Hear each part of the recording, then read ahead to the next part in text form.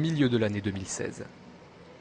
Il est temps de retrouver notre feuilleton de la semaine consacré à l'Oncopole de Toulouse, un hôpital entièrement dédié au cancer et dont le fonctionnement est unique en France puisqu'il rassemble soins et recherche médicale.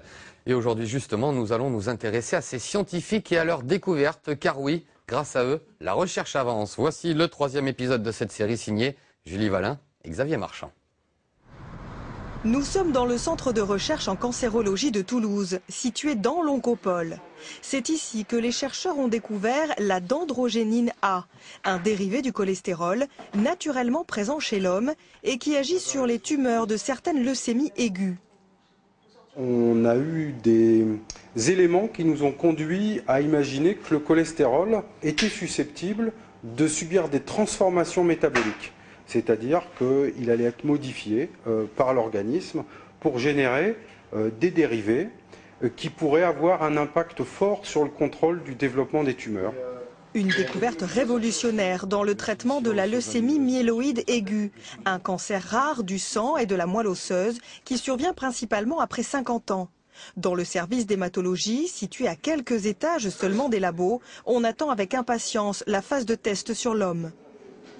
Cette molécule serait une alternative aux chimiothérapies actuelles, notamment chez les patients pour lesquels le traitement n'a pas marché, d'une part, ou en combinaison avec les chimiothérapies classiques pour diminuer les posologies des chimiothérapies classiques et améliorer la tolérance globale des traitements. Cette fameuse molécule, la voici. C'est une société toulousaine qui est en charge de concevoir et de commercialiser le médicament. Ces lots sont destinés aux études précliniques réalisées dans le service d'hématologie.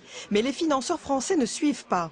À défaut de lever des fonds en France, voilà la petite société française de biotechnologie de Midi-Pyrénées donc a créé sa filiale aux États-Unis, finalement pour faire une levée de fonds à peu près de 15 millions de dollars pour avoir un financement à peu près sur 5 ans.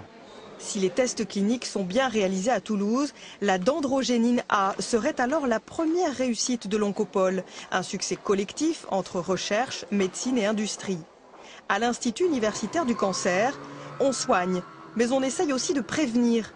5% de la population française aurait des prédispositions héréditaires au cancer, des familles suivies par le service d'oncogénétique.